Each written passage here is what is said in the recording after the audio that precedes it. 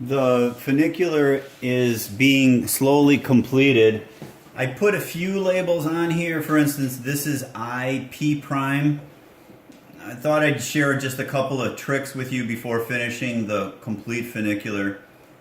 One thing you could do is just kind of move the origin of the load line up, because that's arbitrary, so that when you zoom in here, you could actually see these letters. So now I need the J space, which is this one. It'll be after the I. I wanted to stop here to make sure that you don't make a mistake here. This is the J line, and it doesn't stop here, it stops here. The J space goes between the loads. It has nothing to do with the green support here. That's L to M. So I'm talking about J here. So J is up to here. This is where K begins. So make sure you understand that. And then we could finish up the funicular. That's J. This is going to be K. Oops. This will be K, the next one. So that's another reason why it's nice to have these letters on the force diagram and on the form diagram, so that you just keep track of everything instead of counting. All right, now we're in L, and now we have one more ray here, and that is, that we finished K. Now we need the L. L is this space in here. And then between the supports is M. So this last ray of the funicular is L. And it ends right here at the support. That's why it's nice to have that, that vertical line as the support. As something different. As something, I don't need that, right? As a different color, so that you could distinguish it from the green lines, which are the force diagram, force vector verticality lines. All right, I think you know how to do that now, I hope. We need the closing line. The closing line is from the start to the end of the funicular. I will just draw a segment, and I will change that immediately to something different so that I don't get confused about that being a ray of some sort. It's not a ray, it's just the closing line. Moving the points and moving all of this doesn't affect the closing line. So I have an area of negative curvature, an area of positive curvature, and an area of negative curvature. I drew this bending moment diagram on the tension side. If you don't like that, you could flip it over. It totally doesn't matter. You could draw it on the compression side if you want. You have an area of negative curvature, an area of positive curvature. Now the funicular is below the closing line. I'll just leave it like that, since that's the way I have my handout. Okay, the next thing is super important. We need to locate M on the force diagram. So Bose notation uses lowercase on the force, so you don't have to do that, but I like that. The way to do that is, let me say this in English and then do it. You take a line parallel to the closing line and you pass it through the trial pole. Take a line parallel to the closing line, which is a trial closing line, and pass it through that trial pole. Oh no, it's on G. Is it on G? It's not on G. Okay, phew. I hate it when these things coincide, because that's going to confuse you. So it's not on G, it's just a whisker above G. I'll change the loads, just maybe see what that happens. Let's make it 100. Let's make it 180. Okay, so now it's a little bit off. I just changed the load so that you could see, so that point M doesn't drop right on a different point. Here, I think it's good to change this to a different symbol, a different style. It's not part of the funicular. Okay? I changed it is M. That is our static equilibrium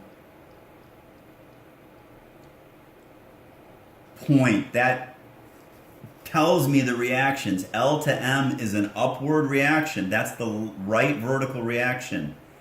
M to A is the next vertical reaction. Let's do that just for yucks, okay?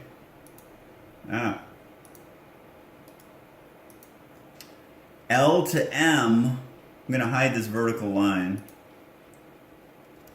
I'm going to make a segment and call it LM segment. Rename it. LM segment.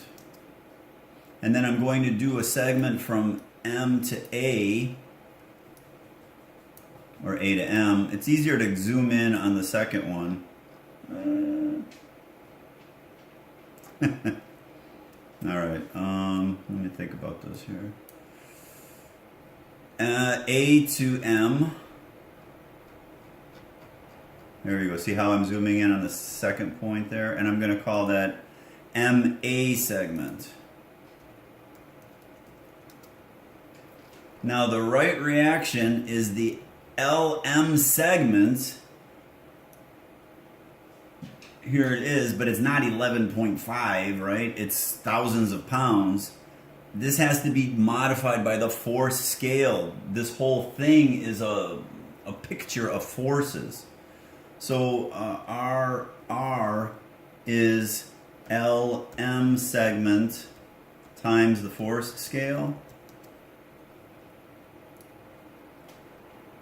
And that's over here somewhere, number. There it is, 1,623.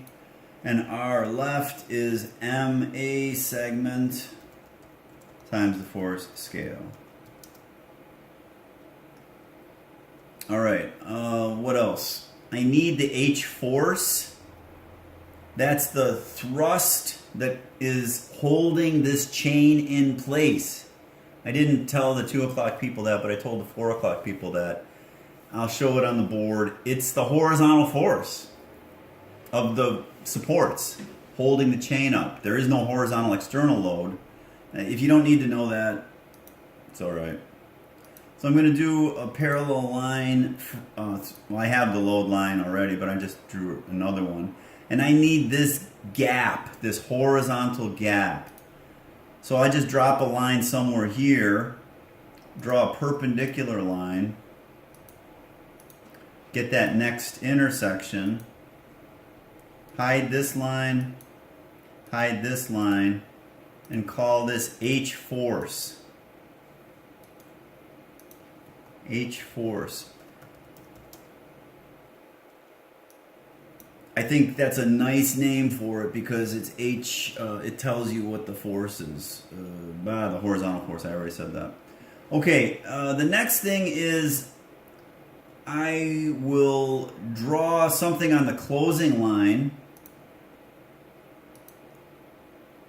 And I'll draw a line, a vertical line through that dot. And I will find out where that intersects this ray. Now, this is of limited use, but I'm going to show you the principle here. This one is going to be height, we'll just call it height 1. You can call it something a little more descriptive. It is only the height between the blue closing line and this segment, so it's of limited value.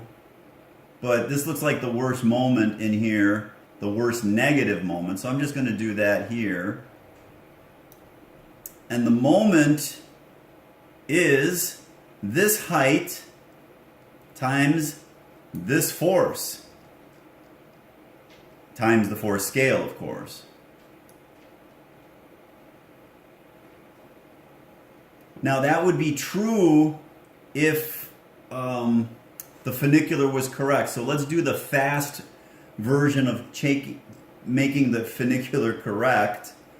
And then I'll stop the video and I'll do the formal one where it automatically does it.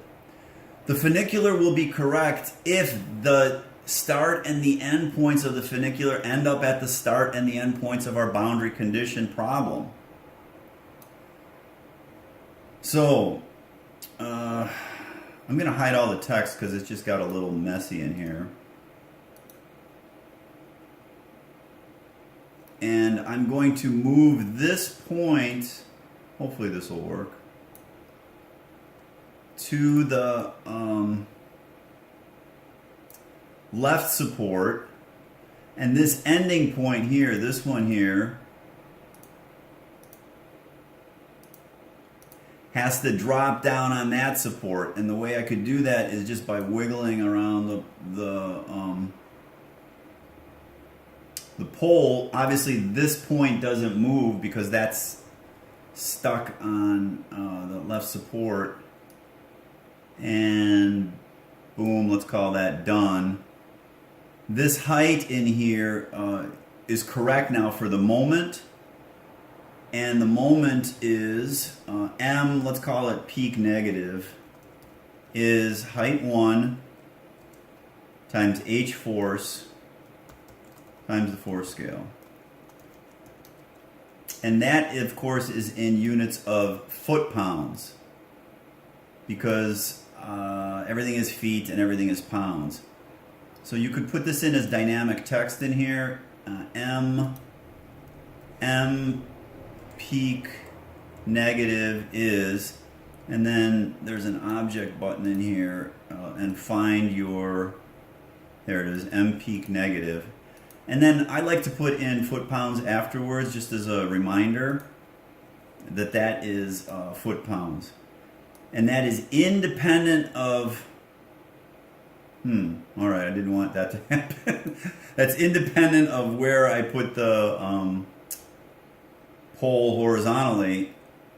It seems to work vertically. I'll have to think about that for a second. But right now, you're going to change that to inch-pounds for your design. M peak negative, M, I could do it. Now forget it. I'm going to stop the video. Bye.